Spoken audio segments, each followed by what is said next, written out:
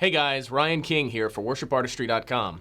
In today's blog, I'm going to teach you a technique that can help you clean up your pads and your synth patches, and it's something that most keyboard players fail to do because most of the time, as keyboard players, when we're just dialing up patches, we'll take the patch just kind of at face value. We'll dial it up and we'll just roll with it. And that's all fine and good, but you really have to listen to your patches in context with the entire song, as well as your band. You don't want to have big pads that end up getting too muddy, especially if your bass player's playing a lot, and you don't want to have it too high end and have it cut through the mix too much if you've got a lot of lead electric guitar work. And so the easiest way to do this is to apply a cutoff filter. And with a cutoff filter, you can take a normal patch and really you can change it into something totally different just by applying this cutoff filter. So that's what we're going to take a look at now. So let's go ahead and jump in. All right, so what you're looking at here is a Pro Tools session, and inside of Pro Tools I have Omnisphere open. Omnisphere is what I use for all of my synths and pads and arpeggiators and things like that. And I've just got a simple patch dialed up. This is called Widening Analog, and the original patch sounds like this.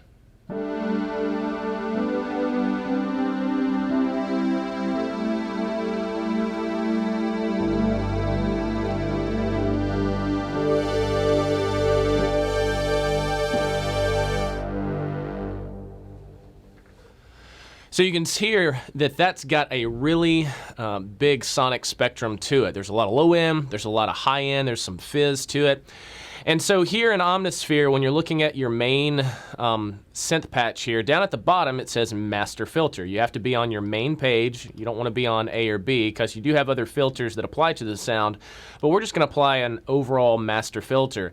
And with the Master Filter, you have a cutoff and you have a resonance. And what we're going to talk about is the cutoff.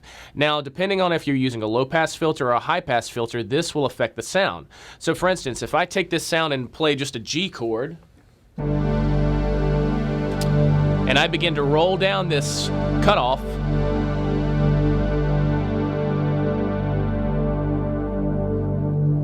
you can hear that all that high end goes away, and that's because we're using a low pass filter. That means that the filter is allowing the low end to pass through. It cuts away the high end, allows the low end to pass through. As I dial it back up,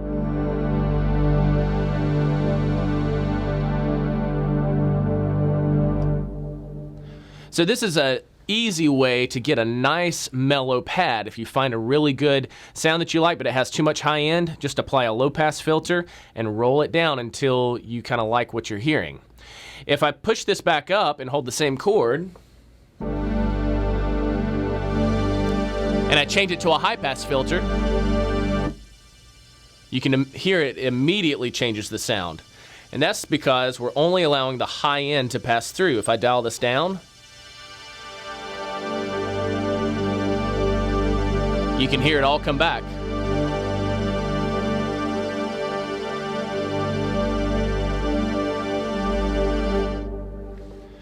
Now this is an easy way to take away the low end. If you find a really nice patch and you find that it has too much low end, then you just put a high pass filter on it and you roll off that low end section of it.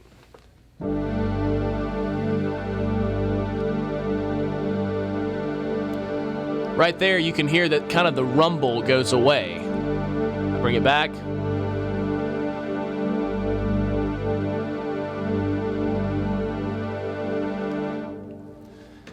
Now every patch will be different, and so there's not really a specific place to set this. So you really need to use your ears, and really my rule of thumb is if I can really feel the low end off of my pad, I'm going to roll it up until I can't really feel it, because you want the bass player to kind of handle all that low end section. So again, you have a low pass filter, and the low pass allows the low end to pass through, and so you can roll off your high end and give it more of kind of a mellow sound.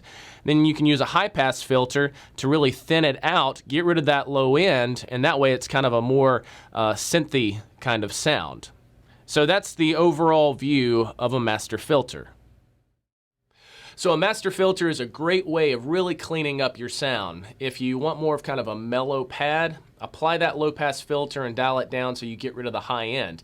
If you're looking to kind of clean up that low end, then apply the high pass filter and pull it up just a little bit so that way it gets rid of all that low end and that kind of that low end that you really feel. You want to get rid of that muddiness, and that way you can allow the bass player to kind of handle what he needs to. If you don't happen to have a bass player, feel free to open it up and let it rock and roll.